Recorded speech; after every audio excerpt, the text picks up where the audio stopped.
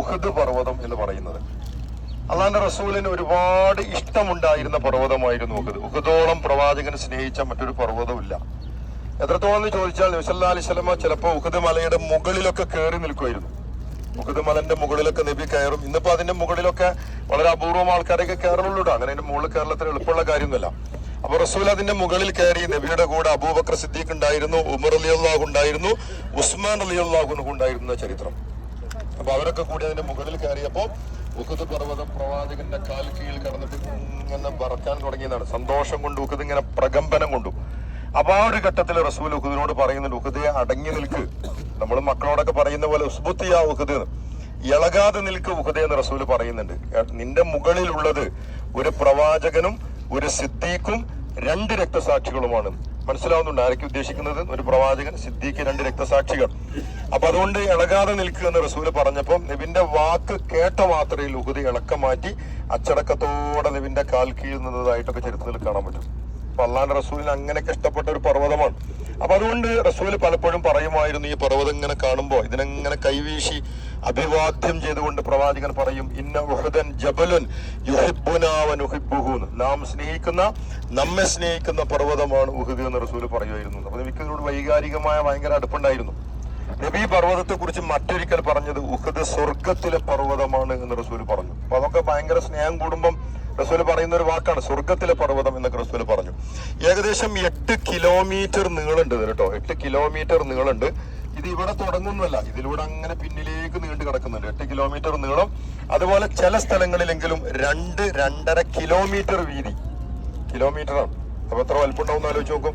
ഇതിന്റെ അസാമാന്യമായ വലിപ്പം കാരണത്താലാണ് നബി സല്ലല്ലാഹു അലൈഹി വസല്ലം ചില കാര്യങ്ങളൊക്കെ പറയുമ്പോൾ അള്ളാന്റെ റസൂൽ ഇങ്ങനെ പറയും, ഉഹദ് മലയോളം, കേട്ടിട്ടില്ല? ഉഹദ് മലയുടെ അത്ര നിങ്ങളിൽ ആരെങ്കിലും ഒരാൾ ഒരു ജനാസയെ പിന്തുടരുകയും ഒരു മയ്യത്ത് നമസ്കാരത്തിൽ പങ്കെടുക്കുകയും ചെയ്താൽ നിങ്ങൾക്ക് കിട്ടുന്ന പ്രതിഫലം ഉഹദ് മലന്റെ അത്രയാണ്. കണ്ടോ, ചെറിയൊരു ഹദീസാണ്. നബിന്റെ ഓരോ ഹദീസുകളുടെയൊക്കെ എന്തുമാത്രം ആശയ പ്രപഞ്ചങ്ങളാണ് നബി ചെറിയ വാക്കിലൊക്കെ പറഞ്ഞു വെക്കുന്നത്.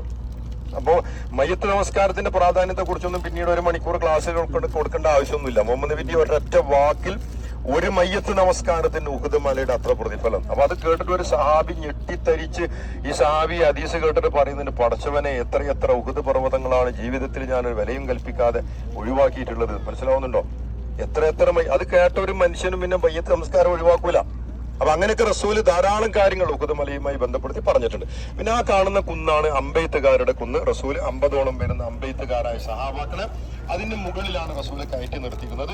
ഇതിന്റെ മുകളിൽ നിന്നാണ് എന്റെ കൽപ്പന കിട്ടാതെ ഒരിക്കലും നിങ്ങൾ താഴേക്ക് ഇറങ്ങരുതട്ടോ എന്നൊക്കെ റസൂല് പറഞ്ഞിരുന്നത്. പക്ഷെ ഇതിന്റെ കൽപ്പന ലംഘിച്ച് സഹാബാക്കൾ താഴേക്ക് ഇറങ്ങിയത് കൊണ്ടാണ് യുദ്ധത്തിൽ മുസ്ലിങ്ങൾ പരാജയപ്പെട്ടത്. അറിയില്ല, ഉഹദ് യുദ്ധം നമ്മൾ പരാജയപ്പെട്ട യുദ്ധമാണ് കേട്ടോ. അപ്പൊ നബിയും നബിയുടെ കൂടെയുള്ള, ഞാൻ യുദ്ധത്തിന്റെ ചെറിയ ചരിത്രം പറയാണ്, നബിയുടെ കൂടെയുള്ള 700 സഹാബാക്കൾ. നബിന്റെ കൂടെ 1000ഓളം ആൾക്കാരുണ്ടായിരുന്നു കേട്ടോ മദീനയിൽ നിന്ന് പുറപ്പെട്ടപ്പം. പക്ഷെ മാർഗമധ്യം 300ഓളം വരുന്ന ആൾക്കാർ മടങ്ങിപ്പോയി. ഇല്ലേ? അറിയില്ലേ? അവരുടെ പേരെന്താണ്? മുനാഫിക്കുകൾ, കപട വിശ്വാസികൾ. ഈ മുനാഫിക്കുകളെ കുറിച്ചൊക്കെ നിങ്ങൾ പറയുമ്പോഴേ അവരൊരു പ്രത്യേക ടീമാണ് എന്നൊന്നും വിചാരിക്കണ്ട കേട്ടോ. ഈ മുനാഫിക്കുകൾ എന്ന് പറഞ്ഞാൽ ഈ കൂട്ടത്തിലൊക്കെ ഉണ്ടാവും മുനാഫിക്കുകൾ. ഇന്നിപ്പോ ഖുർആനായത്തൊന്നും ഇറങ്ങുന്നില്ല എന്നേ ഉള്ളൂ. അത് ഇറങ്ങാത്തതുകൊണ്ട് കഴിച്ചിലായി കുതിരിക്കാണ് നമ്മള്. ഇന്നൊക്കെ ഇറങ്ങിയിരുന്നെങ്കിൽ ഇന്ന ആൾക്കാരൊക്കെ മുനാഫിക്കുകളാണ്. അപ്പൊ മുനാഫികളെ തിരിച്ചറിയാൻ ചില അടയാളങ്ങളൊക്കെ ഉണ്ട്.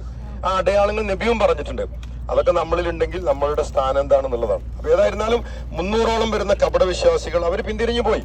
അങ്ങനെ പിന്തിരിഞ്ഞു പോയി. ബാക്കി പിന്നെ 700 ആൾക്കാരാണ്. 700 സഹാബാക്കളുമായി ഹിജ്റ 3-ാം വർഷം ശവ്വാൽ 7-ാം തീയതി ഒരു ശനിയാഴ്ച പ്രഭാതത്തിൽ മഹാനായ പ്രവാചകൻ തിരുമേനി സല്ലല്ലാഹു അലൈഹി വസല്ലം ശനിയാഴ്ച രാവിലെ വന്നിട്ട് റസൂൽ സല്ലല്ലാഹു അലൈഹി വസല്ലം നിന്നത് ഈ താഴ്വരയിൽ, ഈ ഭാഗം മൊത്തം നബിയും സഹാബത്തും നിന്ന സ്ഥലമാണ് എന്ന് പറഞ്ഞ ചരിത്ര ഗ്രന്ഥങ്ങളിൽ കാണാൻ പറ്റുക. നബിയുടെയും സൈന്യത്തിന്റെയും പിൻഭാഗത്ത് ഉഹദ് പർവ്വതമായിരുന്നു. അപ്പൊ അവരെങ്ങനെ നിന്നത് നിങ്ങൾക്ക് മനസ്സിലാവുന്നുണ്ടോ? അപ്പൊ ഇങ്ങനെ ഞാൻ ഈ നിൽക്കുന്ന ഈ ഡയറക്ഷനിലാണ് നിൽക്കുന്നത്. ചരിത്രത്തിലുണ്ട് നബിയുടെയും സഹാബത്തിന്റെയും ഇടതുഭാഗത്ത് ഈ കുന്നായിരുന്നു. കണ്ടോ? ഈ കുന്ന ഇടതുഭാഗത്ത് വരുന്ന രീതിയിൽ സൈന്യത്തെ മുഴുവൻ പ്രവാചകൻ ഇവിടെ കൊണ്ടുവന്ന് നിർത്താൻ ചില കാരണങ്ങളുണ്ട് കേട്ടോ. അപ്പൊ വേറെ വിശദീകരിക്കേണ്ടതാണ്.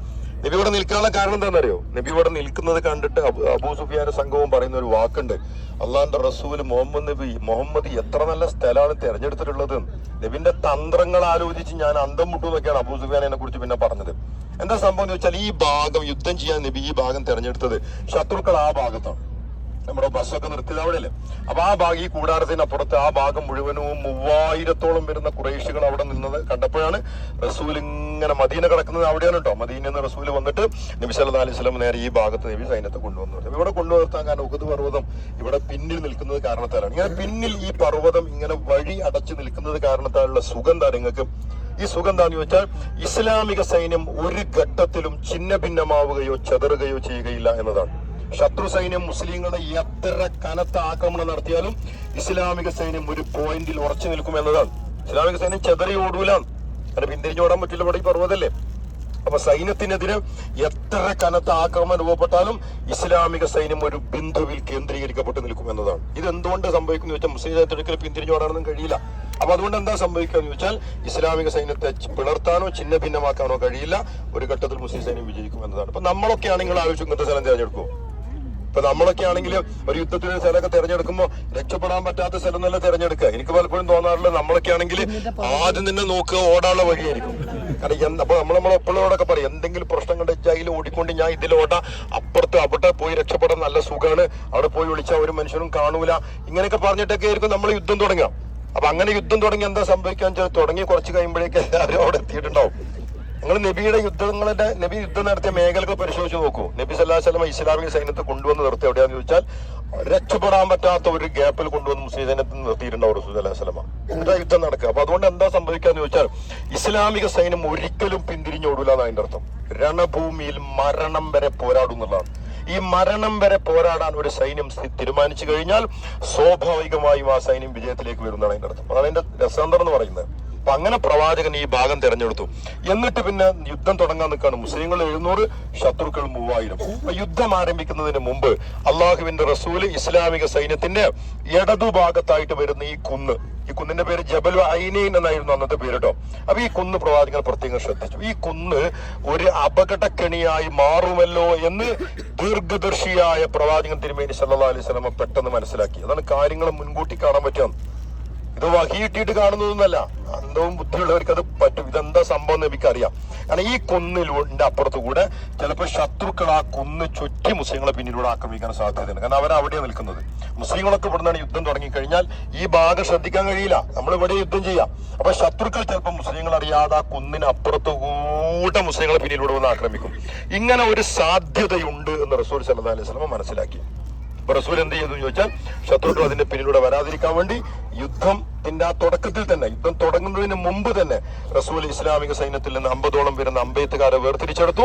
50 അമ്പെയ്ത്തുകാരെ മഹാനായ അബ്ദുല്ലാഹ് ഇബ്നു ജുബൈർ എന്ന് പറയുന്ന സഹാബിയുടെ നേതൃത്വത്തിൽ 50 ആൾക്കാരെ അവിടെ കാവൽ സൈന്യമായി കയറ്റി നിർത്തി. അമ്പെയ്ത്തുകാരാണ്. അവരെ വെറുതെ നിർത്തിയതല്ല, അവരെ അമ്പും വില്ലൊക്കെ ശത്രുക്കളുടെ നേരെ, അവരെ താഴ്ഭാഗത്ത് അവിടെയുള്ളത്, അവരുടെ നേരെ അമ്പും വില്ലൊക്കെ തയ്യാറാക്കി 50 ആൾക്കാരെ പ്രവാചകൻ ഈ ഒരു ആക്ഷനിലാണ് റസൂൽ അവിടെ നിർത്തുന്നത്. ഇതൊക്കെ അവരിലുണ്ടാക്കുന്ന ഒരു അങ്കലാപ്പ് വളരെ മുഹമ്മദ് നബിയുടെ തന്ത്രങ്ങളാണ് ഇതൊക്കെ. എന്നിട്ട് റസൂൽ അവരോട് പറഞ്ഞു, നിങ്ങൾ ശത്രുക്കളെ നിരീക്ഷിക്കണം. എപ്പോഴെങ്കിലും ശത്രുക്കൾ ആ കുന്നിനെ ചുറ്റാൻ ശ്രമിക്കുന്നുണ്ടെങ്കിൽ നിങ്ങൾ 50 ആൾക്കാരും രണഭൂമിയിലേക്ക് അമ്പെയ്യണം. അങ്ങനെ തുരുതുരേ അങ്ങോട്ട് അമ്പെയ്ത് കഴിഞ്ഞാൽ അവരതിന്റെ പിന്നിലൂടെ വരൂല, അവര് ഇവിടെ നിൽക്കുന്നതാണ്. അപ്പൊ ഞങ്ങൾ അവരെ പരാജയപ്പെടുത്തിക്കൊള്ളാമെന്ന് റസൂൽ സല്ലല്ലാഹു അലൈഹി വസല്ലം. നിങ്ങൾ ഇവിടെ നിന്നാ മതി, എന്റെ കൽപ്പന കിട്ടാതെ ഒരിക്കലും ഈ കുന്നിന്റെ മുകളിൽ നിന്ന് ഞങ്ങളെ സഹായിക്കാൻ താഴേക്ക് നിങ്ങൾ ഇറങ്ങാൻ പാടില്ല കേട്ടോ. രണഭൂമിയിൽ എന്ത് സംഭവിച്ചാലും ഇറങ്ങരുത് റസൂൽ പറഞ്ഞു. എന്റെ കൽപ്പന കിട്ടാതെ ഇറങ്ങരുത്. എത്രത്തോളം റസൂൽ പറഞ്ഞു എന്ന് ചോദിച്ചാൽ, ഒരുപക്ഷെ യുദ്ധത്തിൽ ഞങ്ങൾ പരാജയപ്പെട്ടു എന്ന് വിചാരിക്കുക. ഞങ്ങൾ പരാജയപ്പെടുന്നു, ശത്രുക്കൾ ഞങ്ങളുടെ ശരീരഭാഗങ്ങൾ വെട്ടിക്കീറി ഛിന്ന ഭിന്നമാക്കുന്നു. വെട്ടിക്കീറപ്പെട്ട ശരീരഭാഗങ്ങൾ റാഞ്ചിയെടുക്കാൻ വേണ്ടി ആകാശ ലോകത്ത് നിന്ന് കഴുകന്മാർ പറന്നിറങ്ങുന്നു. ഈ കഴുകന്മാർ ഞങ്ങളുടെ ശരീരഭാഗങ്ങൾ റാഞ്ചി പറക്കുന്നത് നിങ്ങൾ കാണാനിട വന്നാൽ പോലും ആ കുന്നിൽ നിന്ന് നിങ്ങൾ താഴേക്ക് ഇറങ്ങാൻ പാടില്ല. അത്രേത് പറയാൻ പറ്റുള്ളൂ അല്ലേ? അത്രയ്ക്കല്ലേ പറയാൻ പറ്റുള്ളൂ. അങ്ങനെ റസൂൽ സല്ലല്ലാഹു അലൈഹി വസല്ലമയ്ക്ക് കർശന നിർദ്ദേശം കൊടുത്തു. അത് ഏറ്റവും തന്ത്രപരമായ പോയിന്റ് ആണെന്ന് നബിക്കറിയാം. അങ്ങനെ 50 ആൾക്കാർ അവിടെ, ബാക്കി 650 സഹാബാക്കളും നബിയും ഈ താഴ്വരയിൽ 3000ഓളം വരുന്ന സർവായുധ സജ്ജമായ ഖുറൈശ് പട അവിടെ. അങ്ങനെ യുദ്ധം ആരംഭിച്ചു.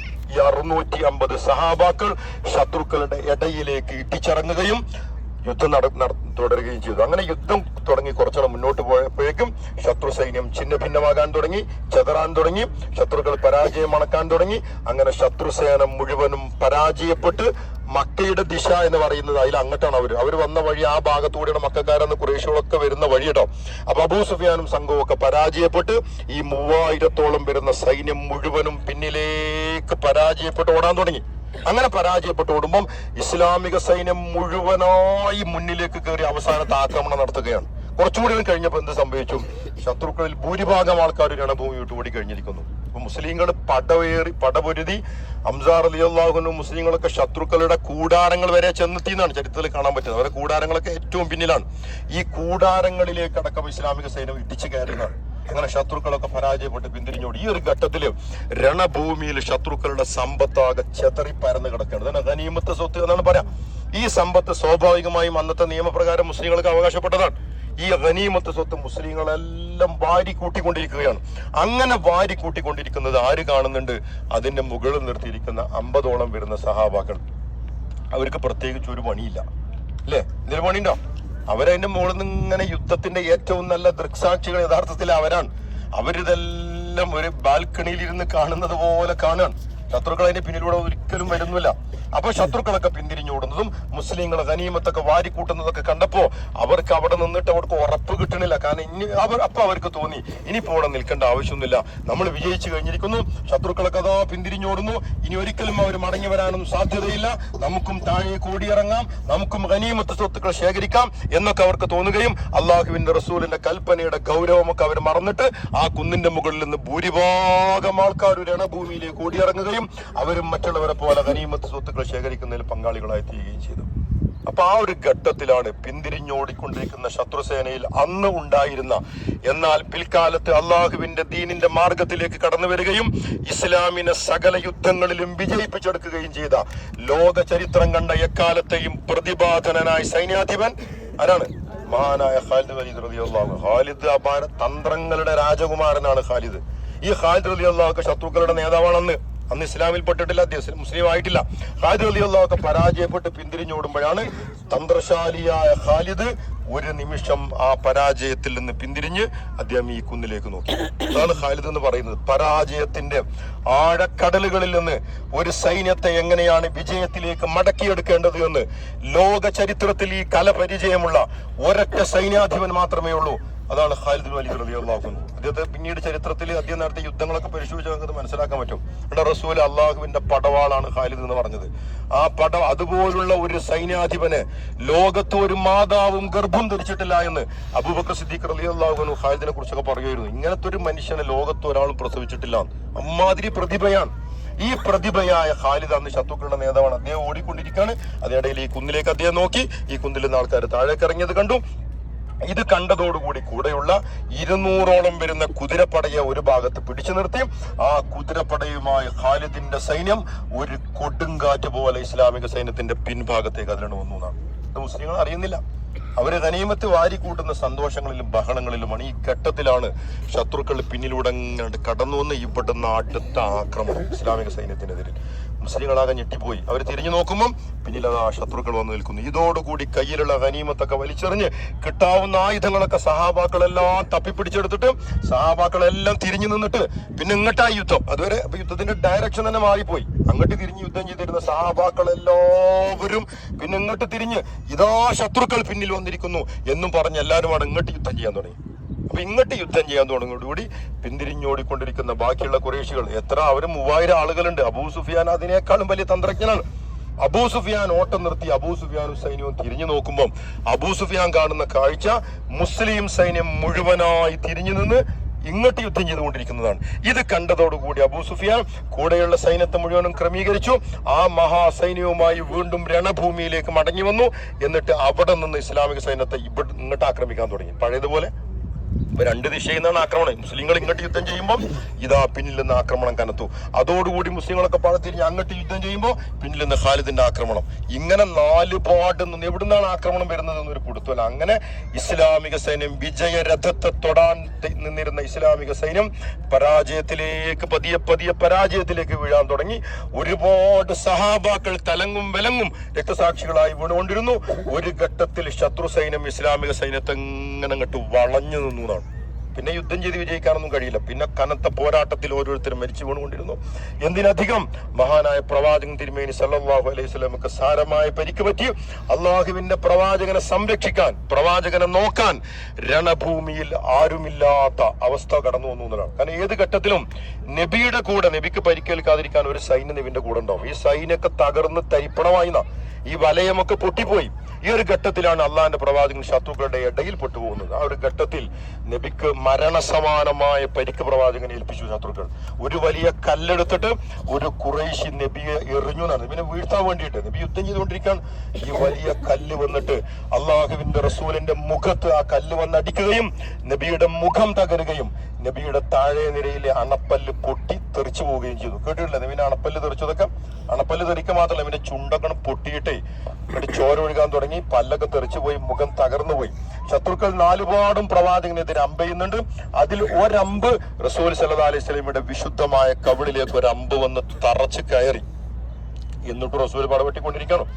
അപ്പോഴേക്ക് എന്ത് സംഭവിച്ചു? അബ്ദുല്ലാഹ് ഇബ്നു ഖമിയ എന്ന് പറയുന്ന ഒരു ശത്രു നബിയുടെ പിന്നിലൂടെ, കാരണം നബിയെ നോക്കാൻ ആളില്ല, നബിക്കൊരു പരിധിക്കപ്പുറം യുദ്ധം ചെയ്യാൻ കഴിയില്ലല്ലോ. ശത്രുക്കളിൽ ഒരാൾ അബ്ദുല്ലാഹ് ഇബ്നു ഖമിയ നബിന്റെ പിന്നിലൂടെ പടവാൾ ചുഴറ്റി ഓടി വന്ന് റസൂലിന്റെ ചുമലിൽ ആഞ്ഞു വെട്ടിക്കളഞ്ഞു എന്നാണ്. ഇവന്റെ ചുമലിൽ വളരെ ആഴത്തിലുള്ള ഒരു വെട്ടേറ്റു. ഈ വെട്ട് മാസങ്ങളോളം പിന്നെ ഇതിന്റെ മുറിവ് പ്രവാചകനെ വേദനിപ്പിച്ചിരുന്നതാണ്. എന്നിട്ടും മരണം തന്നെ വലയം ചെയ്യുന്നത് തിരിച്ചറിഞ്ഞിട്ടും നിങ്ങൾ ആലോചിച്ചു, ഈ ഒരു ഘട്ടത്തിൽ ഒരു മനുഷ്യ ഇസ്ലാം സ്വീകരിക്കുന്നുണ്ട്. അതാണ് ഇതിന് ഏറ്റവും രസകരമായ സംഗതി.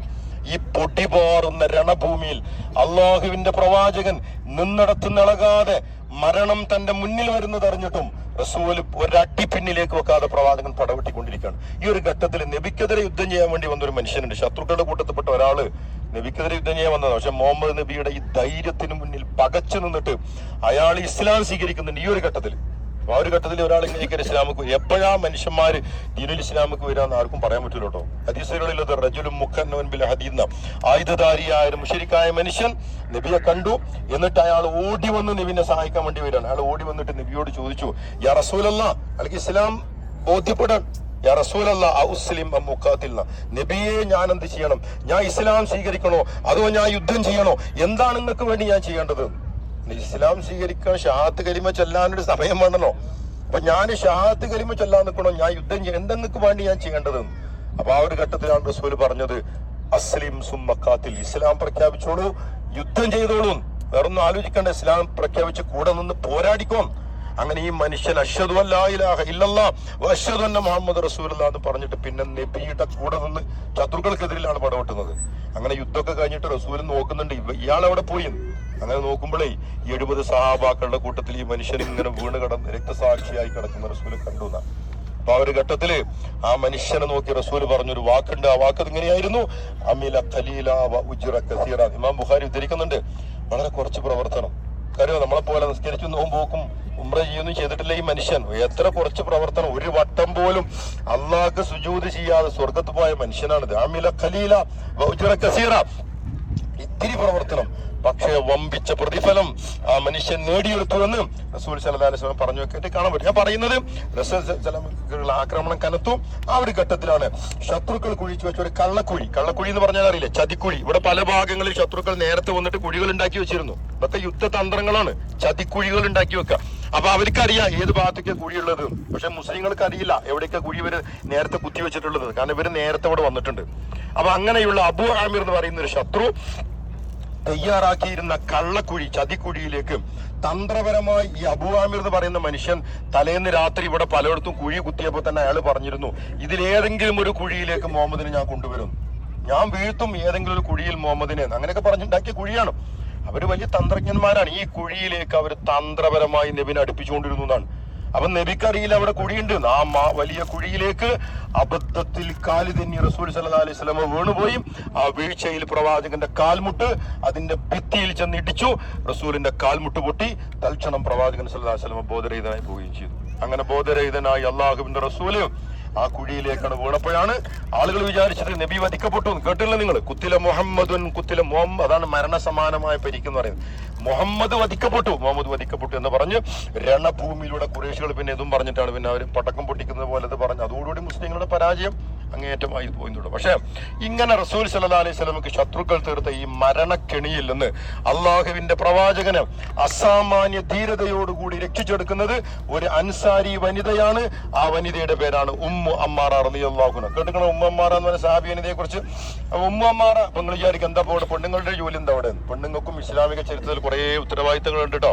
അത് ചരിത്രത്തിൽ മാത്രമല്ല, ഇന്നും പെണ്ണുങ്ങൾക്ക് ഉത്തരവാദിത്തങ്ങളുണ്ട്. നിങ്ങൾ ചിന്തിക്കേണ്ട വിഷയമാണ്. ഞാൻ അതിലേക്കൊന്നും കിടക്കാൻ സമയമല്ല. ഉമ്മമാർ അവിടെ ചെയ്ത പണി എന്താണെന്ന് ചോദിച്ചാൽ മുസ്ലിങ്ങൾക്ക് വെള്ളം കൊടുക്കുക എന്ന ജോലിയാണ് ഉമ്മമാർക്ക് ഉണ്ടായിരുന്നത്. അപ്പോൾ നിങ്ങൾക്ക് ചെയ്യാൻ പറ്റുന്ന ജോലിയാണ്. അങ്ങനെ ഉമ്മമാരെ പരിക്കേറ്റ് വീഴുന്നവർക്കൊക്കെ വെള്ളം കൊടുത്ത് വെള്ളപ്പാത്രമൊക്കെ ആയിട്ട് ആളുകൾക്കിടയിലൂടെ പരക്കം പാഞ്ഞുകൊണ്ടിരിക്കുകയാണ്. അപ്പൊ ഉമ്മമാർ അങ്ങനെ നോക്കുമ്പോ മുസ്ലിങ്ങൾ പരാജയത്തിലേക്ക് വീഴുന്നത് സങ്കടത്തോടെ ഉമ്മമാരെ തിരിച്ചറിയാൻ. അങ്ങനെ മരണപ്പെടാനിരിക്കുന്ന ആളുകൾക്കൊക്കെ വെള്ളം കൊടുക്കുന്നുണ്ട് ഉമ്മമാരാ. അങ്ങനെ വെള്ളം കൊടുക്കുമ്പോഴാണ് കണ്ണീരോടെ വെള്ളം കൊടുത്തുകൊണ്ടിരിക്കുമ്പോ ഉമ്മു അമ്മാറെ നോക്കി നബി എവിടെ ഉണ്ട്? മുഹമ്മദ് നബി എവിടെ? എനിക്ക് ഒരു പിടുത്തം കിട്ടുന്നില്ല. ഉമ്മമാരെ പറയാ ഞാനിങ്ങനെ നോക്കുമ്പോ അള്ളാഹുവിന്റെ പ്രവാചകൻ അതാ ശത്രുമധ്യത്തിൽ പ്രവാചകൻ നിൽക്കുന്നു. ശത്രുക്കൾ പ്രവാചകന് ചുറ്റും നബിനെ മർദ്ദിച്ചു ആക്രമിച്ചുകൊണ്ടിരിക്കുന്നു. ഈ കല്ലേറും മുഖം തകരുന്നതും അണപ്പല്ല് തെറിക്കുന്നതൊക്കെ ഉമ്മമാരെ കാണുന്നത്. ഉമ്മമാരെ ഈ കാഴ്ച കണ്ടതോടുകൂടി ഉമ്മമാരെ ഞാനൊരു പെണ്ണാണ് എന്ന കാര്യമൊക്കെ മറന്നുപോയി. തന്റെ കയ്യിലെ വെള്ളപാത്രം ഉമ്മമാർ അന്തരീക്ഷത്തിലേക്ക് വലിച്ചെറിഞ്ഞു എന്നാണ്. എന്നിട്ട് തന്റെ അരക്കെട്ട് മുറുക്കിയെടുത്ത് പിന്തിരിഞ്ഞോടുന്ന ഒരു ഭടനിൽ നിന്ന് ഉമ്മമാർ റളിയല്ലാഹു അൻഹു ആയുധം തട്ടിയെടുത്ത് അള്ളാഹുവിന്റെ റസൂലിന്റെ സന്നിധിയിലേക്ക് കുതിച്ചു. എന്നിട്ട് ശത്രുക്കളെ പിളർത്തി ഉമ്മമാർ പ്രവാചകന്റെ മുന്നിൽ പ്രത്യക്ഷപ്പെട്ടു. എന്നിട്ട് പിന്നെ അള്ളാഹുവിന്റെ റസൂലിനെ കാത്തത് ഉമ്മമാർ റളിയല്ലാഹു അൻഹയാണ്. അതെങ്ങനെ ഉമ്മമാരെ സംരക്ഷിച്ചിട്ടുണ്ടാവുക?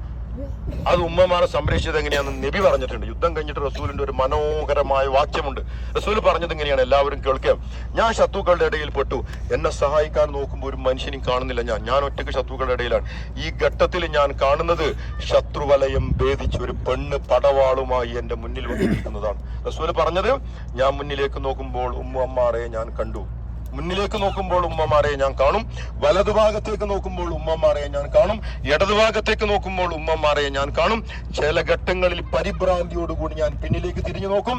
രണഭൂമിയുടെ ഏത് ഭാഗത്തേക്ക് ഞാൻ നോക്കിയാലും നോക്കുന്നിടത്തെല്ലാം ആ ഘട്ടത്തിൽ ഉമ്മമാരെയായിരുന്നു. മനസ്സിലാവുന്നുണ്ടോ? അപ്പൊ ഉമ്മമാരെ എവിടെയെങ്കിലും ഒരു ഭാഗത്ത് നിൽക്കല്ലേ ചെയ്തത്. പടവാൾ കയ്യിലെടുത്തിട്ട് ഒരു ചിത്രശലഭം കണക്ക പ്രവാചകന്റെ ചുറ്റും പാറി പറന്ന് പടവെട്ടി ശത്രുക്കൾ തീർത്ത മരണക്കെണിയെ അടിച്ചു തകർക്കുകയാണ് ഉമ്മമാർ റളിയല്ലാഹു അൻഹു ചെയ്തത് എന്ന് ചരിത്രത്തിൽ നമുക്ക് കാണാൻ പറ്റും. അപ്പൊ അങ്ങനെയൊക്കെ റസൂല് വീഴുന്നത് ഉമ്മമാരെയാണ് കണ്ടത്. ഈ കുഴിയിലേക്ക് നബിങ്ങട്ട് മറിഞ്ഞു വീഴുന്നത് ഉമ്മമാരെ കണ്ടതോടുകൂടി ഉമ്മമാരെ പടവെട്ടിക്കൊണ്ടിരിക്കുമ്പോൾ ഉമ്മമാരെ പിന്നെ ഉറക്കെ വിളിക്കാൻ തുടങ്ങി. യാ മാശറൽ അൻസാർ, അല്ലയോ അൻസാറുകളെ. എന്താ അൻസാറുകളെ വിളിക്കാൻ കാരണം? ഇവര് മദീനക്കാരിയാണ് കേട്ടോ. ഉമ്മമാരെ മദീനക്കാരിയാണ്. നിങ്ങൾ അഖബ ഉടമ്പടി അറിയോ? രണ്ടാം അഖബ ഉടമ്പടിയിൽ 75 ആൾക്കാർ പങ്കെടുത്തിരുന്നു കേട്ടിട്ടില്ലേ? ചരിത്രം അറിയുന്നവർക്ക് അതറിയാം. ഈ 75 ആൾക്കാരിൽ 73 പുരുഷന്മാരും 2 സ്ത്രീകളും ഉണ്ടെന്ന് കേട്ടിട്ടില്ലേ? ആ 2 സ്ത്രീകളിൽ ഒരാളാണ് ഉമ്മമാർ. അപ്പൊ ഉമ്മമാറിന്റെ ഒരു വാക്കുണ്ട് നബിയെ. അത് അഖബ ഉടമ്പടിയിലെ കരാർ എങ്ങനെയാണ്? എന്നെ സംരക്ഷിക്കൂലേ, എന്നെ ശത്രുക്കൾക്ക് വിട്ടുകൊടുക്കോ എന്നൊക്കെ അന്ന് അഖബ ഉടമ്പടിയിൽ ചോദിക്കുന്നുണ്ട്.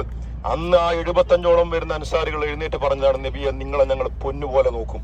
ഞങ്ങളുടെ ഭാര്യമാരെയും ഞങ്ങളുടെ മക്കളെയും ഞങ്ങളുടെ ഇണകളെയും സംരക്ഷിക്കുന്നത് പോലെ നബിയെ നിങ്ങളെ ഞങ്ങൾ സംരക്ഷിച്ചോളാം. നിങ്ങളെ ഞങ്ങൾ ഒരാൾക്കും വിട്ടുകൊടുക്കൂല റസൂലെ. അപ്പൊ അന്ന് അബ്ബാസ് റളിയല്ലാഹു പറയുന്നുണ്ട്, മക്കക്കാരൊക്കെ ആയുധങ്ങളുമായി എന്റെ സഹോദരപുത്രനെ തട്ടിയെടുക്കാൻ വേണ്ടി വന്നാൽ നിങ്ങൾ നബിനെ വിട്ടുകൊടുക്കുമോ? അന്ന് അൻസാറുകൾ എഴുന്നേറ്റ് പറയുന്നുണ്ട്, ഞങ്ങൾ ആയുധത്തിന്റെ രണഭൂമിയുടെ നഹ്നു അബ്നാഉൽ ഹുറൂബന, ഞങ്ങൾ രണഭൂമിയിൽ പെറ്റി വളർന്ന ആൾക്കാരാണ്. ഞങ്ങളോട് ആയുധം പറഞ്ഞു പേടിപ്പിക്കുന്നത്. മുഹമ്മദ് നബിനെ ഞങ്ങൾ എങ്ങനെയാ സംരക്ഷിക്കാൻ നിങ്ങൾക്ക് ഞങ്ങൾ കാണിച്ചു തരുന്നുണ്ട്. അങ്ങനെ പറഞ്ഞു കൊണ്ടുവന്നതാണ് നബിനെ. ഇത് പറഞ്ഞ കൂട്ടത്തിലെ ഒരാളാണ് ഉമ്മു അമ്മാറ. അതുകൊണ്ടാണ് ഉമ്മു അമ്മാറ വിളിച്ചത്, അൻസാറുകളെ നിങ്ങൾ എവിടെയാണ്, നിങ്ങൾ എവിടെ കിടക്കുന്നത്? മുഹമ്മദ് നബി അപകടത്തിലാണ്, മടങ്ങി വരുമെന്ന്. അത് വാക്ക് രണഭൂമിയിലാണ് പ്രതിധ്വനിച്ചു എന്നാണ്. അങ്ങനെയാണ് മദീനക്കാരും മറ്റുള്ളവരും ഒക്കെ ഓടി വരുന്നത് നബി നിൽക്കുന്ന പോയിന്റ് മനസ്സിലാക്കിയിട്ട്. അങ്ങനെയാണ് ഈ കുഴിയുടെ ചുറ്റും 30ഓളം സഹാബാക്കൾ ഈ കുഴിയുടെ ചുറ്റും കൊണ്ട് അണിനിരന്നു എന്നാണ്. എന്നിട്ട് വീണ് കിടക്കുന്ന റസൂലിനെ ആ കുഴിയിൽ നിന്ന് താങ്ങിയെടുത്തിട്ടും ശത്രുക്കൾക്കെതിരെ പടപൊരുതി അള്ളാഹുവിന്റെ പ്രവാചകനെ ശത്രുവലയം ഭേദിച്ച് നബിനെ ഇവിടുന്ന് അങ്ങോട്ട് എടുത്തിട്ട് അവിടെ ഒരു ഗുഹ ഇന്നും കാണാൻ പറ്റും. ആ ഗുഹയിലേക്ക് നബിയാണ് കൊണ്ടുപോയി എന്നാണ്. ഈ 9 സഹാബാക്കളെ നബിനെ ഇവിടുന്ന് എടുത്ത് അവിടേക്ക് കൊണ്ടുപോയതെന്നാ. ഈ 9 ആൾക്കാർ മുഹമ്മദ് നബിനെ അവിടെയുള്ള ഗുഹയിൽ എത്തിച്ചപ്പോഴേക്ക് 9 സഹാബാക്കളിൽ 7 സഹാബാക്കൾ മാർഗമധ്യേ രക്തസാക്ഷികളായി തീർന്നിരുന്നു. മനസ്സിലാവുന്നുണ്ടാവും എങ്ങനെ ഒരു കൊണ്ടുപോയിട്ടുണ്ടാവാം. ഇവിടെ മരണപ്പെട്ടത് മൊത്തം 70 ആൾക്കാരാണ്. ആ 70 ആൾക്കാരിൽ 66 ആളുകൾ അൻസാറുകളാണ്. നിങ്ങൾക്ക് ചരിത്രം അറിയാൻ വേണ്ടി വേറൊരു കാര്യമാണത്. 66 ആൾക്കാർ മദീനക്കാരാണ്. അപ്പൊ എങ്ങനെ 70-ൽ 66 മദീനയുടെ മക്കളായത് എങ്ങനെയാണ്? നബിയെ സംരക്ഷിക്കാനുള്ള ജീവൻ മരണ പോരാട്ടത്തിന് നേതൃത്വം കൊടുത്തത് മദീനയുടെ മക്കളാണ്, മദീനയിലെ അൻസാറുകളാണ്. അവരുടെ അൻസാറുകളെ എന്ന് ഉമ്മമാരെ വിളിച്ചത്. നിങ്ങൾ എവിടെ പോയി? നബി അപകടത്തിൽപ്പെട്ടിരിക്കുന്നു, മടങ്ങി വരും. അപ്പൊ അങ്ങനെ നബി അങ്ങോട്ട് പിൻവാങ്ങി. നബി അങ്ങോട്ട് പിൻവാങ്ങിയതോടുകൂടി ഇസ്ലാമിക സൈന്യം മുഴുവനായി ആ മലമടക്കിലേക്കാണ് ഒതുങ്ങിയതാണ്. അവിടേക്കാണ് മുസ്ലിം സൈന്യം മൊത്തം നബിയുടെ കൂടെ ആ മലമടക്കിലേക്ക് പിൻവാങ്ങി. അതോടുകൂടി രണഭൂമി ശത്രുക്കൾക്ക് സ്വന്തമായി. പിന്നെ അവർ ചെയ്തെന്താന്ന് ചോദിച്ചാൽ ഇവിടെ ചെയ്യാൻ പറ്റുന്ന അതിക്രമങ്ങൾ പിന്നെന്താ ചെയ്യാ? സഹാബാക്കളുടെ ശരീരങ്ങളൊക്കെ വെട്ടിക്കീറി വികൃതമാക്കാം. അങ്ങനെ വെട്ടിക്കീരിയൊക്കെ വികൃതമാക്കി. അബൂ സുഫിയാനും സംഘവും കുറച്ചൊക്കെ കഴിഞ്ഞപ്പം സന്തോഷത്തോടെ അവരെല്ലാം മടങ്ങിപ്പോയി. അവർ വിജയിച്ചു. ആദ്യത്തെയും അവസാനത്തെയും വിജയമാണ്. അങ്ങനെ കുറെ കഴിഞ്ഞ് പിന്നെ നബിക്ക് ബോധം ഉണരുന്നുണ്ട്. അവിടെ നിന്ന് അങ്ങനെ വെള്ളമൊക്കെ കുടിച്ച് തളർന്ന അവശനായി. പിന്നെ കുറച്ച് കഴിഞ്ഞ് നബി എഴുന്നേറ്റ് വരുന്നുണ്ട്. കാൽമുട്ടൊക്കെ പൊട്ടിക്കണ്. നബിക്ക് നടക്കാനൊക്കെ നല്ല പ്രയാസമുണ്ട്. കാൽമുട്ടൊക്കെ വലിച്ച് വേച്ച് റസൂല് നടന്നു വന്നു എന്നാണ്. അങ്ങനെ റസൂല് മരണത്തിൽ നിന്ന് ജീവിതത്തിലേക്കുള്ള നടത്തമാണ്. അങ്ങനെ റസൂല് നടന്ന് റസൂൽ ഇവിടെ വന്ന് റസൂൽ ഇവിടെ ഇങ്ങനെ നിൽക്കുമ്പോ നബി ഇങ്ങനെ നോക്കുമ്പോ സഹാബാക്കളുടെ വീണ് കിടക്കുന്നവരെ ശവശരീരങ്ങൾ, രക്തസാക്ഷികളുടെ ശരീരങ്ങളൊക്കെ വീണ് കിടക്കുന്നു. അതൊക്കെ നബി ഇങ്ങനെ കാണുന്നുണ്ട്. ഈ ചോര ഒഴുകുന്ന മണ്ണിലൂടെ ദുഃഖത്തോടെ റസൂൽ ഇങ്ങനെ നടക്കാൻ തുടങ്ങി. ഓരോരുത്തരെയും കാണുമ്പോ ഇതാരാണെന്നൊക്കെ റസൂൽ ഇങ്ങനെ സങ്കടത്തോടെ ചോദിക്കും. ആ ഘട്ടത്തിൽ അള്ളാഹുവിന്റെ റസൂൽ ചോദിക്കാൻ തുടങ്ങി. അയിന അമ്മി എന്ന് ചോദിച്ചു. എന്റെ പിതൃവൻ എവിടെയാണ്? ആരാണ് പിതൃവൻ? മഹാനായ ഹംസ റളിയല്ലാഹു അൻഹു. ഈ ലോകത്ത് നബി ജീവനേക്കാളധികം സ്നേഹിച്ചിരുന്ന, നബിയുടെ എല്ലാമായ, നബിയുടെ കളിക്കൂട്ടുകാരനും, നബിയുടെ മുലകുടി ബന്ധത്തിൽ പ്രവാചകന്റെ സഹോദരനും, നബിന്റെ എളാപ്പയ്ക്കായിരുന്ന നബിയും ഹംസ റളിയല്ലാഹു അൻഹു 2 വയസ്സിന്റെ പ്രായ വ്യത്യാസമേ ഉള്ളൂ കേട്ടോ. നിങ്ങൾ എളാപ്പ എന്നൊക്കെ പറയുമ്പോൾ കുറെ പ്രായണ്ടെന്ന് വിചാരിക്കണ്ട. ഒരൊറ്റ ഉമ്മയുടെ മുലപ്പാല് കുടിച്ചു വളർന്ന സഹോദരന്മാരാണ് അവര്. അങ്ങനെയാണ്, കളിക്കൂട്ടുകാരാണ്. അപ്പൊ തന്റെ കളിക്കൂട്ടുകാരനെ കാണാനില്ല, ഇസ്ലാമിന്റെ സിംഹത്തെ കാണാനില്ല, ബദറിന്റെ വിജയശില്പിയെ കാണാനില്ല. നബി ചോദിക്കാൻ തുടങ്ങി, മാ ഫഅല ഹംസ, എവിടെ അള്ളാഹുവിന്റെ സിംഹം എവിടെ പോയി? നിങ്ങൾ എവിടെ? ഹംസക്ക് എന്തെങ്കിലും പറ്റിയോ? അങ്ങനെ റസൂൽ ഇങ്ങനെ ചോദിച്ചു നടക്കുമ്പോഴാണ് ഒരു ഭാഗത്ത് ഹംസ റളിയല്ലാഹു ഇങ്ങനെ വീണ് കിടക്കുന്ന റസൂൽ കാണുന്നത്. നബി ചെന്ന് നോക്കുമ്പോ ഹംസ റളിയല്ലാഹു തന്റെ കളിക്കൂട്ടുകാരൻ വധിക്കപ്പെട്ടിരുന്നു. ഹംസ റളിയല്ലാഹുവിനെ വധിച്ചത് നമുക്കറിയാം. വൈഷി എന്ന് പറയുന്ന ഒരു ചാട്ടുളി വിദഗ്ധനാണ് മറഞ്ഞു നിന്ന് ഹംസ റളിയല്ലാഹുവിന്റെ നാഭിക്ക് നേരെ ചാട്ടുള്ളി എറിഞ്ഞു വീഴ്ത്തിയത്. അറിയില്ല ചരിത്രമൊക്കെ. വൈഷക്ക് പിന്നീട് ഇത് പറയുന്നുണ്ട് കേട്ടോ. യുദ്ധം അങ്ങനെ കൊടുമ്പിരി കൊള്ളുമ്പോ എന്നോട് ഖുറൈശികൾ പറഞ്ഞിരുന്നത് നബിന്റെ പിതൃവൻ ഹംസാറിനെ പ്രത്യേകം അവർ നോട്ടിട്ടിരുന്നു. ഈ രണഭൂമിയിൽ അവർ ഹംസാറിനെ മാർക്ക് ചെയ്ത് വെച്ചിരുന്നു എന്നാണ്. അതാണ് അതിന്റെ അർത്ഥം. വേറെ ആരും മുഹമ്മദ് നബിനെ പോലും അവർ നോക്കി വെച്ചിട്ടില്ല. പക്ഷെ ഇസ്ലാമിൽ അവർ ഹംസയെ മാർക്ക് ചെയ്തിരുന്നു. അവിടുന്ന് തുടങ്ങണം വിജയം. അങ്ങനെ ഹംസയെ വധിക്കാൻ പ്രത്യേകം ഒരാൾ ആയുധം കൊടുത്ത് നിർത്തിയിരുന്നു. അത് വൈഷിയാണ്. ഈ വൈഷി പറയുന്നുണ്ട്, യുദ്ധം ഇങ്ങനെ കൊടുമ്പിരി കൊള്ളുമ്പോൾ ഞാൻ ഹംസയെ തെരഞ്ഞ് നടക്കായിരുന്നു. അങ്ങനെ ഞങ്ങൾ നടക്കുമ്പോൾ രണഭൂമിയുടെ മധ്യത്തിൽ ഹംസ റളിയല്ലാഹുവിനെ കണ്ടു. ആ കാഴ്ച എങ്ങനെയാണ്? അതും വൈഷി പറയുന്നുണ്ട്. പറയുന്നത് എന്നറിയോ? ഞാൻ നോക്കുമ്പോ ഹംസ റളിയല്ലാഹുവിന്റെ അടുത്തേക്ക് ഒരു മനുഷ്യനും അടുക്കാൻ പറ്റുന്നില്ല. കാരണം മുന്നിൽ വരുന്ന സകല ശത്രുക്കളെയും തന്റെ വാളുകൊണ്ട് ഹംസ റളിയല്ലാഹു അരിഞ്ഞെറിയുന്നുണ്ടെന്നാണ്. ആളും തരവും നോക്കാതെ, വലിപ്പ ചെറുപ്പം നോക്കാതെ എന്നാണ്. ഒരു കാട്ടുകുതിരയെ പോലെ രണഭൂമിയിൽ ജ്വലിച്ചുയരുന്നു ഹംസ. അപ്പൊ എനിക്ക് മനസ്സിലായി ഹംസ റളിയല്ലാഹുവിന്റെ അടുത്തേക്ക് അടുക്കാൻ പറ്റില്ല. അടുത്ത കൈകാര്യം ചെയ്യുന്നുള്ള കാര്യം ഉറപ്പാണ്. വിജയം ഹംസക്കായിരിക്കും എന്നുള്ള കാര്യം ഉറപ്പാണ്. അപ്പൊ ഞാൻ എന്ത് ചെയ്യുമെന്ന് ചോദിച്ചാൽ ചാട്ടുളി കൊണ്ട് മറഞ്ഞു നിന്നാണ്. ചതിപ്രയോഗമാണ് കേട്ടോ, അറിയില്ലേ? അങ്ങനെ ഒരു ഭാഗത്ത് ഹംസ അറിയാതെ ഒരു കല്ലിന് മറഞ്ഞിങ്ങനെ നിന്നാണ്. അങ്ങനെ മറഞ്ഞു നിന്നിട്ട് ഹംസയുടെ നാഭിക്ക് നേരെ ഇങ്ങനെ ഉന്നം പിടിച്ചു എന്നാണ്. അപ്പൊ അദ്ദേഹം പറയുന്നുണ്ട്, ഞാനത് ഉന്നം പിടിച്ചെറിഞ്ഞാൽ ഇതൊരിക്കലും ലക്ഷ്യം പഴക്കുകയില്ല. എന്നിട്ട് ആ ചാട്ടുളി ഹംസ റളിയല്ലാഹുവിന്റെ നാഭിക്ക് നേരെ വീശി എറിഞ്ഞു. ആ ചാട്ടുളി ഹംസയുടെ നാഭി തുളച്ച് ശരീരത്തിന്റെ മറുഭാഗത്തേക്ക് കയറിയുന്നു. വളരെടുത്തത് കൊണ്ടു. പക്ഷി പറയുന്നു, ആ ഏറിന് കിട്ടിയപ്പം ഹംസ റളിയല്ലാഹു സ്തബ്ധനായി നിന്നുപോയി. പിന്നെ അനങ്ങാൻ പറ്റൂല. അദ്ദേഹം ഇങ്ങനെ തിരിഞ്ഞു. ഇതാരാണ് എറിഞ്ഞത് എന്ന് അറിയാൻ വേണ്ടി എന്നെ നോക്കിയപ്പോ എന്നെ കണ്ടുന്നാ. എന്നെ കണ്ടപ്പോ എന്റെ അടുത്തേക്ക് നടന്നെടുക്കാൻ ശ്രമിച്ചു. പക്ഷെ വൈഷി പറയുന്നു, ഒരു 2-3 കാലടി എന്റെ നേരെ അദ്ദേഹം പ്രയാസപ്പെട്ട് വെച്ചു. പിന്നെ അദ്ദേഹത്തിന് നടക്കാൻ പറ്റില്ല എന്ന് എനിക്കറിയാം. കാരണം ഇത് കുന്തം കയറിയിരിക്കുന്നതില്ലേ. അങ്ങനെ ഹംസ റളിയല്ലാഹു അവിടെ വീഴുന്നത് ഞാൻ കണ്ടു, അവിടെ പിടഞ്ഞ് രക്തസാക്ഷിയാവുന്നത് കണ്ടു. രക്തസാക്ഷിയായി എന്ന് ഉറപ്പായപ്പോൾ ഞാൻ അദ്ദേഹത്തിന്റെ അടുത്തേക്ക് ചെന്നിട്ട് എന്റെ വിഷം പുരട്ടിയ ചാട്ടുളി ഹംസയുടെ ശരീരത്തിൽ നിന്ന് ഞാൻ ഇങ്ങോട്ട് ഊരിയെടുത്തിട്ട് അബൂ സുഫിയാന്റെ ഭാര്യ ഹിന്ദ് കൂടാരത്തിൽ ഇരിക്കുന്നുണ്ട്. ഹിന്ദാണ് ഈ പണി മൊത്തം പറഞ്ഞത്. ഹിന്ദിന്റെ അടുത്ത് ചെന്നിട്ട് ഞാൻ പറഞ്ഞു, ഹിന്ദിനോട് ഹംസയെ വധിച്ചിരിക്കണോ. ഹിന്ദിനത് പെരുന്നാളായിരുന്നു. ആ വാക്ക് കേൾക്കാൻ 1 കൊല്ലമായി ഹിന്ദ് മുടി ചീകാതെ കാത്തു നിൽക്കുകയായിരുന്നു. തലയോട്ടിയിൽ രക്തം നിറച്ചിട്ടേ, ആ രക്തത്തിൽ കൈമുക്കിയിട്ടേ ഹംസയോട് ഇതിന് പ്രതികാരം ചെയ്യാതെ ഹിന്ദ് മുടി ചീകുകയില്ല എന്ന് ശപഥം ചെയ്തിരുന്നു ഹിന്ദ്. ആ പ്രതികാരം ആണ് ഇവിടെ കാണുന്നത്. ഹിന്ദ് ഇത് കേട്ടതോടുകൂടി ഹിന്ദ് തുള്ളി ചാടാൻ തുടങ്ങി. ഹിന്ദ് പറഞ്ഞു വൈശ്യോട് ഹംസ ഇവിടെ കിടക്കുന്ന കാണിച്ചുകൊണ്ടാണ്. അങ്ങനെ വൈശ്യ പറയുന്നു, ഞാൻ ഇങ്ങനെ കൈപിടിച്ച് കാണിച്ചു കൊടുത്തു ഹംസ കിടക്കുന്നതെന്ന്. ഹിന്ദ് ഹംസയുടെ ശരീരത്തിനടുക്കൽ വന്നിരുന്നു. എന്നിട്ട് തന്റെ കയ്യിൽ കരുതിയിരുന്ന മൂർച്ചയുള്ള കടാരി എടുത്തു. ആ കടാരി കൊണ്ട് ഹംസ അവന്റെ കണ്ണ് രണ്ടും ചൂഴ്ന്നെടുത്തു, മൂക്ക് ചെത്തിയെടുത്തു, ചെവി അരിഞ്ഞെടുത്തു, നാവ് പിഴുതെടുത്തു, വയറ് കീറി കുടൽമാലകളൊക്കെ എടുത്ത് പുറത്തേക്ക് എറിഞ്ഞു. കണ്ണും കാതും മൂക്കും നാവും ഒക്കെ അരിഞ്ഞെടുത്തിട്ട് അതൊരു മാലയിൽ കോർത്തു. ആ മാല കഴുത്തിലിട്ടിട്ട് ഇവിടെ തുള്ളിച്ചാടി നൃത്തം ചെയ്ത് നടന്നുകൊണ്ടിരുന്നു എന്നാണ്. ഇതിനേക്കാൾ വലിയ അഹ്ലാദിനെ അവർക്ക് എന്താ കിട്ടാനുള്ളത്? എന്നിട്ടും അരിശം തീരുന്നില്ല. എന്നിട്ട് ചെയ്തെന്ന് വെച്ചാൽ റസൂലിന്റെ പിതൃവിനെ മാറി പുലർത്തി അതിനുള്ളിൽ നിന്ന് കരള് പുറത്തെടുത്ത് ആ കരള് വായിലിട്ട് കടിച്ച് ചവച്ച് കാർക്കിച്ച് അവർ തുപ്പിക്കളഞ്ഞിരുന്നു എന്നാണ്.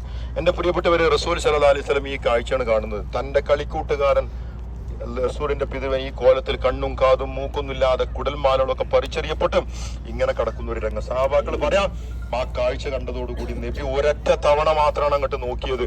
പിന്നെ നബി അവിടെ ഇരുന്നു വേറൊരു ഭാഗത്തേക്ക് നോക്കി നിന്നു. അങ്ങോട്ട് നോക്കുന്നില്ല. നബി അവിടുന്ന് എഴുന്നേൽക്കാനും കൂട്ടാക്കുന്നില്ല. നബി ഒന്നും മിണ്ടുന്നില്ല. ഞങ്ങൾ നോക്കുമ്പോ നബിന്റെ കണ്ണുകൾ ഇങ്ങനെ നിറയുന്നു, കണ്ണീരിങ്ങനെ മുഖത്തുകൂടെ ഒഴുകുന്നുണ്ട്, താടിരോമങ്ങൾ നനഞ്ഞു കുതിരുന്നുണ്ട്. പിന്നെ തേങ്ങി തേങ്ങി ചെറിയ കുട്ടികൾ കരയുന്നത് പോലെ റസൂൽ സല്ലല്ലാഹു അലൈഹി വസല്ലം അവിടെ ഇരുന്ന് കരയാൻ തുടങ്ങിയതാണ്. അതിന് സമാനമായി ജീവിതത്തിൽ ഒരിക്കലും നബി അങ്ങനെ കരയുന്ന ഞങ്ങൾ കണ്ടിട്ടില്ല എന്ന് സഹാബാക്കൾ പറഞ്ഞത്. ഇബ്നു മസ്ഊദൊക്കെ പറയുന്നുണ്ട്, നബി അന്ന് കരഞ്ഞു ഒരു കരച്ചില്, അങ്ങനത്തെ ഒരു കരച്ചില് നബി ആർക്ക് വേണ്ടിയും പിന്നെ കരയുന്ന ഞങ്ങൾ കണ്ടിട്ടില്ല. അങ്ങനെ തളർന്ന് തകർന്ന് ഒരുപാട് നേരം കരഞ്ഞ് കരഞ്ഞ് കരഞ്ഞ് താഴെയുള്ള മണ്ണ് നനയുവോളം കരഞ്ഞു. അങ്ങനെയൊക്കെ കരയണമെങ്കിൽ അത്ര വലിയ സങ്കടം ഉണ്ടായിട്ട് വേണം. എന്നിട്ട് നബി പറഞ്ഞൊരു വാക്കുണ്ട്, ഹംസയുടെ ശരീരം മറമാടാൻ വേണ്ടി ആൾക്കാർ കബറിലേക്ക് എടുത്തപ്പോഴേ നബിന്റെ തൊണ്ടയിൽ നിന്നിരുന്ന കരച്ചിൽ ഞങ്ങളൊക്കെ കേൾക്കുന്നുണ്ടായിരുന്നു. ആ സമയത്ത് നമുക്ക് ഹദീസ് ഉണ്ട് കേട്ടോ. എത്ര ആൾക്ക് അങ്ങനെ കേൾക്കണമെങ്കിൽ എത്ര എങ്ങനെ കരയണം? അങ്ങനെയൊന്നും കരയാൻ പാടില്ല. പക്ഷെ നിയന്ത്രണ രേഖയൊക്കെ നബി മറന്നുപോയി എന്നാണ്. അങ്ങനെ റസൂൽ കരഞ്ഞു. എന്നിട്ട് റസൂൽ പറഞ്ഞൊരു വാക്കുണ്ട്, ഞാൻ അതുകൂടി പറഞ്ഞ് അവസാനിപ്പിക്കണം. ആ വാക്കെന്താ വെച്ചാൽ, നബി ഹംസയുടെ ശരീരത്തിൽ തന്റെ കളിക്കൂട്ടുകാരനെ കൈകൊണ്ട് ഇങ്ങനെ തലോടിയെന്ന ആ ചോര നബിന്റെ കയ്യിൽ പുരണ്ടിട്ടുണ്ട്. ഈ ചോരയെ സാക്ഷിയാക്കി റസൂൽ പറഞ്ഞു, ഇതിന് മുഹമ്മദ് പ്രതികാരം ചെയ്യും. അതാണ് ആ വാക്ക്. ഇതെനിക്ക് സഹിക്കാൻ പറ്റില്ല. എന്റെ പിതൃവിനോട് ഈ അക്രമം ചെയ്ത ആളുകൾ നാളെ മക്ക ഞാൻ ജയിച്ചടക്കുന്ന കാലത്ത് പടച്ചവനാണ് സത്യം, ഇവരെന്റെ മുന്നിൽ വരും. അന്ന് ഞാൻ ഇതിന് പ്രതികാരം ചെയ്യും. അള്ളാഹുവാണ് സത്യം എന്ന് പറഞ്ഞിട്ട് ഹംസ മറമാടൻ നബി സമ്മതിച്ചത് എന്നാണ്. പക്ഷെ നിങ്ങൾ ആലോചിച്ച് നോക്കുക, ഈ സംഭവം കഴിഞ്ഞ് 5 കൊല്ലം കഴിഞ്ഞപ്പോഴേക്കും മക്ക ജയിച്ചടക്കിയില്ലേ? മക്ക ജയിച്ചടക്കിയ കാലത്ത് ഈ പറയുന്ന ഹിന്ദിനും ഈ പറയുന്ന വൈശ്യ നബി എന്താ ചെയ്തത്? വൈശ്യ മക്കം പത്തിണ്ടെന്ന് റസൂല് കണ്ടു. മക്കം പത്തിണ്ടെന്ന് വൈശ്യ കണ്ടപ്പോ ആൾക്കൂട്ടത്തിൽ വൈശ്യ കണ്ടപ്പോ റസൂല് പറഞ്ഞു, വൈശ്യ ഇവിടെ വാൻ. വൈശ്യ വിളിച്ചു. അടുത്ത് നബി ഇരുത്തി, ഇവിടെ ഇരിക്കുന്നു പറഞ്ഞു. നബി വൈശ്യ ഇരുത്തിയിട്ട് റസൂൽ വൈശ്യോട് പറഞ്ഞത്, ഹദ്ദിസ്നി കൈഫ ഖത്തൽത ഹംസ, എടോ എന്റെ പിതൃവൻ ഹംസയെ എന്താണോ നീ ചെയ്തത്? നബി മറന്നിട്ടില്ല ആ വാക്കൊന്നും. ആ കാര്യം അന്നാണ് വൈശി കഥ പറയുന്നത്. വൈശി പറയാ, ഞാൻ ഈ കഥ പറഞ്ഞു, ഹംസയെ വധിച്ച കഥ. ഈ കഥ ഞാൻ സങ്കടത്തോടെ ഞാൻ തലതായിട്ട് പറയാം. നബി എന്നെ എന്താ ചെയ്യാന്ന് എനിക്കറിയില്ല, പേടിച്ചു വിറച്ചാ പറയുന്നത്. ഈ കഥ പറയുന്നത് എല്ലാ മുസ്ലിങ്ങളും കേൾക്കുന്നുണ്ട്. അപ്പൊ ഞാൻ നോക്കുമ്പം എല്ലാവരും കരയാണ്. ഹംസയുടെ കഥ കേട്ടാൽ ആർക്കാ കരയാതിരിക്കാൻ പറ്റും? എല്ലാവരും കരയുന്നു. അപ്പൊ ഞാൻ അങ്ങനെ നബിന്റെ മുഖത്തേക്ക് നോക്കി, നബിന്റെ അവസ്ഥ എന്താണ്? അപ്പൊ ആയിഷ പറയാ, ഞാൻ അങ്ങനെ നോക്കുമ്പോ റസൂലിന്റെ കണ്ണ് നിറഞ്ഞ് തേങ്ങി തേങ്ങി റസൂല് കരയാണ്. ഈ കരച്ചിലൊക്കെ പാടെ കണ്ടിട്ട് ഇത് ആർക്ക് സഹിച്ചാലും ഇത് സഹിക്കാൻ പറ്റാത്ത ഒരാളുണ്ട്. അതാരാണ് ഉമർ റളിയല്ലാഹു അൻഹു. ഉമർ നബിന്റെ അടുത്തിരിക്കുന്നത്. ഉമറിന്റെ ഒരു പരിധി വിട്ടാ പിന്നെ ആകെ പിടുത്തം വിട്ടു ഉമർ ഇതൊക്കെ പാടെ ഈ കരച്ചിലൊക്കെ പാടെ കണ്ട് നബിന്റെ കരച്ചിലൊക്കെ കൂടി കണ്ടപ്പോ ഉമർ വാളിങ്ങോട്ട് ഊരിന്നാണ്. വാൾ ഊരിയിട്ട് നബിയോട് പറഞ്ഞു, നബിയെ ഈ മനുഷ്യന്റെ തല വെട്ടാൻ പോവാണ് ഞാൻ, എനിക്ക് അനുമതി തരൂ റസൂലേ എന്ന് പറഞ്ഞു വൈശ്യന്റെ തല വെട്ടാൻ വേണ്ടി ഉമർ വാളിങ്ങോട്ട് ഊരിയിട്ട് ഉയർത്തുന്നുണ്ട്. മുഹമ്മദ് നബിക്കൊന്നും മിണ്ടാതെ നിന്നാൽ വൈശ്യന്റെ തല താഴെ ഉരുളും. പക്ഷെ കാരുണ്യവും വാത്സല്യവും വിട്ടുവീഴ്ചയും ഈ ലോകത്തിന് പഠിപ്പിച്ചു കൊടുത്ത അഷ്റഫുൽ ഖൽഖ് റസൂൽ സല്ലല്ലാഹു അലൈഹി വസല്ലം പറഞ്ഞ വാക്കെന്താ അറിയോ? വാള് ഉമർ ഉയർത്തിയതോടുകൂടി റസൂലിന് ചാടി എഴുന്നേറ്റ് ഉമറിനെ തടുത്തു നിർത്തിയതാ. ഉമറെ മാറി നിൽക്കും. ഉമറിനെ ഒരു ഭാഗത്തേക്ക് മാറ്റി നിർത്തിയിട്ട് റസൂൽ വൈശ്യ അങ്ങനെ തോളിൽ കൈയിട്ട് വൈശ്യനെ ചേർത്ത് പിടിച്ചു എന്നാണ്. അങ്ങനെ വൈശ്യ നെഞ്ചിലേക്ക് അണച്ചു പിടിച്ചിട്ട് അള്ളാഹുവിന്റെ റസൂല് പറഞ്ഞു ഒരു വാക്ക്, ആ വാക്കിന് തുല്യമായ ഒരു വാക്കും ഒരു ജേതാവും ഈ ലോകത്ത് പറഞ്ഞിട്ടില്ല. റസൂൽ വായിഷയോട് പറഞ്ഞ വാക്കതായിരുന്നു, അള്ളാഹ് നിനക്ക് പുറത്തു തരട്ടെ, നീ ചെയ്ത തെറ്റ് എനിക്ക് സഹിക്കാൻ പറ്റുന്നതിനപ്പുറം, പക്ഷെ അള്ളാഹ് നിന്നോട് കരുണ കാണിക്കട്ടെ എന്ന് റസൂൽ പറഞ്ഞു. എന്നിട്ട് വായിഷയോട് നബി പറഞ്ഞു, ഒരു വാക്ക് തരുന്ന വായിഷി, എനിക്ക് നിന്നോട് ഒരു അപേക്ഷ ഉണ്ട്. അപേക്ഷ എന്താണെന്ന് ചോദിച്ചാലേ, പല അറിയുന്നൊക്കെ ബാധലിയാവും, ഈ ദിവസത്തിന് ശേഷം ഇനി നമ്മൾ തമ്മിൽ കാണാനിട വരരുത് കേട്ടോ, നീ ഒന്നും മാറി നടക്കണം, എന്റെ മുന്നിൽ നിൽക്കരുത്. കാരണം അത് കണ്ടാൽ നബിക്ക് ഹംസാറിന് ഓർമ്മ വരും. ഞാൻ ഇതൊക്കെ പറയുന്നത് പ്രിയപ്പെട്ടവരെ, അങ്ങനെയൊക്കെ അതിനൊക്കെ കാരണമായ മഹായുദ്ധം നടന്നു. നമ്മളിപ്പോൾ ഇവിടെ നിൽക്കുമ്പോൾ നമുക്കിതൊന്നും അങ്ങനെ മനസ്സിലാവുന്നുണ്ടാവില്ല, പക്ഷെ ഇതൊക്കെ നടന്നത് ഇവിടെയാണ്. അപ്പൊ ആ രക്തസാക്ഷികളെ മൊത്തം ഇവിടെയാണ് മറമാടിയിട്ടുള്ളത്. നമ്മൾ അവിടെ ചെന്ന് അവർക്ക് സലാം പറഞ്ഞ് നേരെ നമ്മൾ വാഹനത്തിലേക്ക് മടങ്ങാണ് ചെയ്യാട്ടോ. ഒരു കാര്യം കൂടി പറയട്ടെ, അവിടെ നമ്മൾ മൊത്തം 70 സഹാബാക്കളുണ്ട്.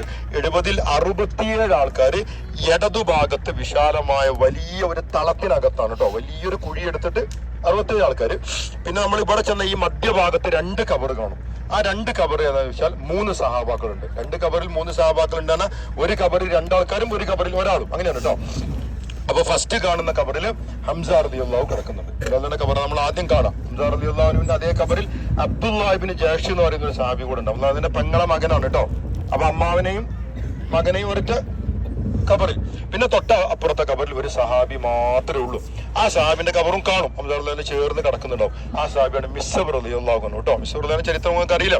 മിസ്അബ് റളിയല്ലാഹു ഒരു കാലഘട്ടത്തിൽ ഏറ്റവും സുന്ദരനായ മക്കയുടെ രാജകുമാരനാണ്. പരിമളൊക്കെ അത്രയൊക്കെ പൂശി സുഖലോലുപനായി വില കൂടിയ വസ്ത്രമൊക്കെ ധരിച്ച് ജീവിച്ചിരുന്ന ഒരു സഹാബിയായിരുന്നു. അദ്ദേഹമൊക്കെ ഇസ്ലാമൊക്കെ വന്നിട്ട് ഇവിടെ ഇസ്ലാമിന്റെ പതാകവാഹകനായി ഇസ്ലാമിന്റെ പതാകയും പിടിച്ച് യുദ്ധം ചെയ്യുമ്പോൾ ശത്രുക്കൾ മിസ്അബിന്റെ വലത് കൈ വെട്ടി പതാക ഇടത് കൈയിലേക്ക് പിടിച്ചു.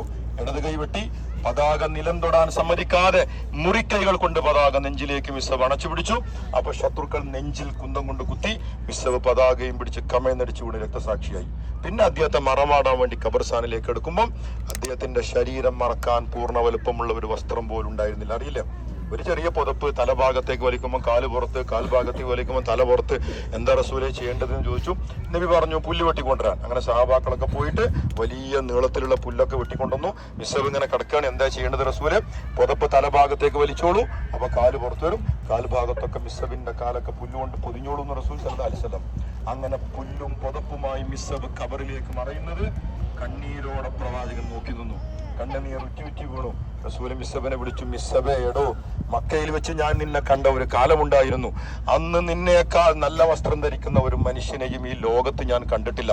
നിന്റെ തലമുടി പോലെ ഇത്രയും മനോഹരമായ തലമുടി ഒരാൾക്കും ഞാൻ കണ്ടിട്ടില്ല. അങ്ങനെയൊക്കെ മക്കയിൽ സുഖലോലുപനായി ജീവിച്ച മക്കയുടെ പരിമളമേ, നീതാ ഈ ഖബറിലേക്ക് പോകുമ്പോൾ നിന്റെ ശരീരം മറക്കാൻ വസ്ത്രം കളഞ്ഞിട്ട് പുല്ലാണല്ലോ മിസ്അബേ നിന്റെ ദേഹത്തുള്ളത് എന്ന് പറഞ്ഞ് റസൂൽ കരഞ്ഞുന്നാ. എന്റെ സഹോദരന്മാരെ, നമുക്കൊക്കെ എത്ര വസ്ത്രം ഉണ്ട് എന്ന് ആലോചിച്ച് നോക്കി. നിങ്ങൾ വേറൊന്നും ആലോചിക്കണ്ട. നമ്മളെ ഷെൽഫ് തുറന്ന് നമുക്ക് എത്ര ഡ്രസ്സ് ഉണ്ടെന്ന് നോക്കി. ഇവര് പോയ സ്വർഗത്തേക്കാണ് നമുക്ക് പോകേണ്ടത്. നമുക്കായിട്ട് വേറെ സ്വർഗമൊന്നുമില്ല. ആ സ്വർഗത്ത് പോകാൻ നമ്മളെ കയ്യിൽ എന്താണ് ഉള്ളത് എന്ന് നമ്മളെപ്പോഴും ആലോചിക്കുക. ജീവനും ജീവിതവും നൽകി നബിയും സഹാബാക്കളും വളർത്തിയെടുത്തതാണ് ഈ ദീന് എന്നത് മറക്കാതിരിക്കുക. ഇതെപ്പോഴും നമ്മൾ ആ തണലിലാണ് നമ്മൾ ജീവിക്കുന്നത് എന്ന് നമ്മൾ ഓർക്കുക. അള്ളാഹു നമ്മെ അനുഗ്രഹിക്കുമാറാവട്ടെ. നമ്മൾ അവിടെ ചെന്ന് സലാം പറഞ്ഞ് അവർക്ക് വേണ്ടി ആ പ്രാർത്ഥന പ്രാർത്ഥിച്ച് വേഗം തിരിച്ച് വാഹനത്തിലേക്ക് പോകും. മഗ്‌രിബ് നമസ്കാരം നമ്മൾ തിരിച്ചെത്തി